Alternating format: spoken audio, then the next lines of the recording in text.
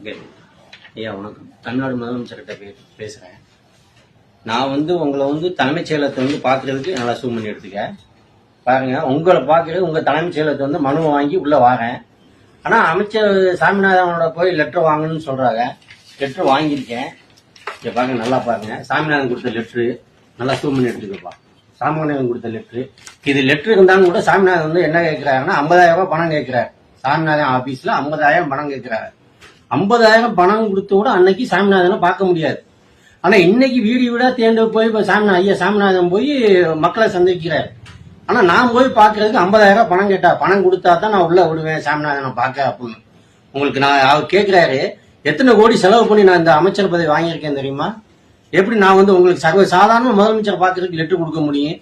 அப்ப என்னத்துக்கு இந்த மனு கொடுக்குறீங்க? முதலமைச்சரை பார்க்கலாம்னு எதுக்கு மனு கொடுக்குறீங்க? மனு கொடுக்குறீங்க இல்ல? அப்ப எல்லாமே திராவிட மாடல்னு சொல்றது எல்லாமே ஒரு நடிப்பு தான், ஒரு இதுதான். ஆனா நான் சொல்றேன், மக்கள் நல்லா தெரிஞ்சுக்குங்க. முதலமைச்சர் சொல்றது இப்ப ஓட்டுக்காக தான். அடுத்து முதலமைச்சரா வரணும், எடப்பாடியை விடக்கூடாது, நான் வரணும்னு நினைக்கிறாரு. ஆனா மக்களுக்கு அந்த மாதிரி செய்யணும். வீதி வீதியா நின்று போய் இன்னைக்கு போய் ஓட்டு கேட்கிறீங்க. என்னத்துக்கு போய் அசிங்கமா போய் ஓட்டு கேட்கிற? நீ நல்லது செஞ்சீங்கன்னா நீ ஏன் போய் ஓட்டு கேட்கிற? மக்களா உங்களை தேர்ந்தெடுப்பாங்க. நீ செய்யறதே உனக்கு பக்கத்துல எவன் இருக்கானோ அவங்களுக்கு மட்டும்தான் நீ செய்யற. என்ன கூத்துடுற? ஆனா இத்தனை கோடின்னு மாவட்ட வாரியா ஒதுக்குற, அது பாதி அன்னார் விளையத்துக்கு போயிருது, பாதி இவங்களுக்கு வருது. அப்ப இவங்க கால்வாசி செய்யறாங்க, முக்கால்வாசி அவங்க அமைக்கி வச்சுக்கிறாங்க. மாவட்ட வாரியா எத்தனை கோடி ஒதுக்கி இருக்கீங்க, என்னென்ன செஞ்சிருக்க, நான் வெளியிடவா? திமுக காரன் நானே உங்களை வெளியே கேட்கிறேன். நானு அசிங்கமா இருக்கு. திராவிட மாடல் அடுத்த ஆட்சிக்கு வந்துச்சு, தமிழ்நாட்டை வித்து போவீங்க. நல்லா கேட்டுக்க, தமிழ்நாட்டை வித்துருவீங்க. நல்லா கேட்டுக்குங்க. இங்க பாருங்க, நான் என் மயங்க கொண்டாந்து சின்ன குழந்தைய கொண்டாந்து மனு கொடுக்குறாங்க. பணம் கொடுக்குற சின்ன குழந்தைய கொடுத்த பணத்தை வாங்கிக்கிற. ரைட்டு. அவங்க அன்னைக்கு நிலைமைக்கு என்ன ஆச்சு? அங்கே சென்னையில பாக்குறாங்கல்ல, அவங்க நீ என்ன பண்ணிருக்கணும்? பெத்த பிள்ளையாவே நினைச்சு நீ என்ன செஞ்சிருக்கணும்? பாப்பா அது கேட்கிற. உங்க அப்பா அம்மா எனக்கா ஓட்டு போட்டாங்கன்னு நல்லா சூம் பண்ணி எடுப்பா. அவர்கிட்ட கொடுத்த பணம் இது, என் குழந்தைய எடுத்து கொடுத்த பணம் இது. நல்லா கேட்டுக்குங்க மக்கள். குழந்தைய போய் கூட அவர்கிட்ட கேட்டாரு, ஸ்டாலின் கேட்டாரு, எனக்கா நீ ஓட்டு போட்ட அப்படின்னு. அப்பனா மக்கள் இருந்து போய் பாக்குறீங்க. சும்மா போகல மக்கள் எல்லாருமே. ஸ்டாலின் கூட்டம் வருதுன்னு பணம் கொடுத்து கூட்டிட்டு போறாங்க. புறம்போக்கு நாய சுத்தி இருக்க கவுன்சிலர் மாவட்டம் எல்லாம் பரம்போக்கு நாய. ஒரு ஆளுக்கு 1000 ரூபாய் 1500 ரூபாய் பணம் கொடுத்து கூட்டிட்டு போய் உட்கார வைக்கிறாங்க. இந்த மாவட்டத்துக்கு போகணும். இப்ப திருப்பூர் மாவட்டத்துக்கு காங்கேயத்துல இருந்து வராங்க ஆளுங்க. என்னத்துக்கு? முதலமைச்சரை பார்க்கணும். முதலமைச்சருக்கு மக்கள் தேடி வரணும். அப்ப நீ செஞ்சிருக்கணும். நீ செய்யாம பணம் கொடுத்து ஏன் கூப்பிடுற? வேணா ஏத்துறா பணம் கொடுத்து. நானும் அதுல ஒரு ஆளுகளை வச்சு வேணுல ஏத்தி கொண்டாந்து ஏற்றினேன். என்னத்துக்கு கேட்கிற? பணம் கொடுத்து எதுக்கு கூப்பிடுற நீ மக்களை? அசிங்கமா தெரியல உனக்கு? மக்களா உங்களை திமுக தேர்ந்தெடுக்காது என்னைக்குமே மக்களா. எம்பி 40 தொகுதி எம்பி வந்திய. எப்படி எம்பி வந்திய? பணம் கொடுத்து வந்திய. மக்களா உங்களை தேர்ந்தெடுக்கல, பணம் கொடுத்து வந்திய. பணம் கொடுக்கறத நிறுத்தி எவனா ஓட்டு கேட்க சொல்லி திமுக காரனா ஒருத்தர் வரமாட்டேன், ஒரு சீட்டு வரமாட்டேன். முதல்ல நீங்க நிக்கிற தொகுதியில் நீங்களே வரமாட்டியா? ஐயா ஸ்டாலின் அவர்களே, நீங்களே வரமாட்டியா?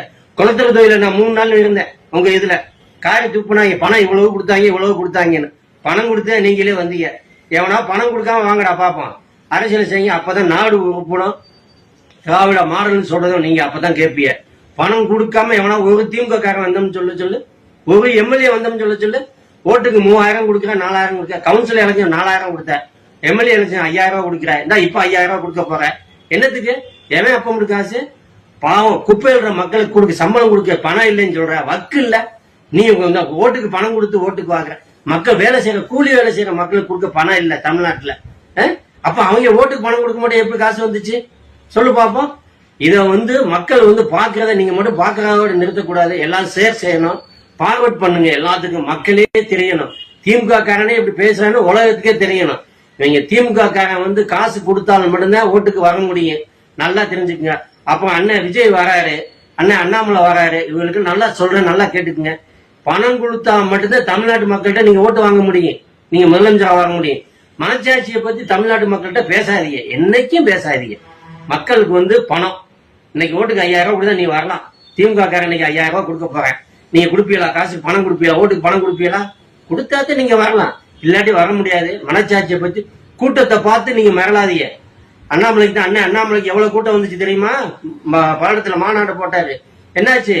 பணத்தை கொடுத்து வாங்கிட்டோம் நாங்கெல்லாம். நாங்க யாரு? திராவிட மாடல்ல என்ன நினைச்சிய? பணம் கொடுத்தா தான் வரும். நாங்க ஓட்டுக்கு வீட்டுக்கு வீடு போய் பணம் கொடுப்போம். பணம் கொடுப்போம். மக்கள் தமிழ்நாடு மக்கள் மனச்சாட்சி உள்ள மக்கள். காசு ஐயோ காசு கொடுத்துட்டாப்பா புண்ணியம் அவனுக்கு தான் போடணும்.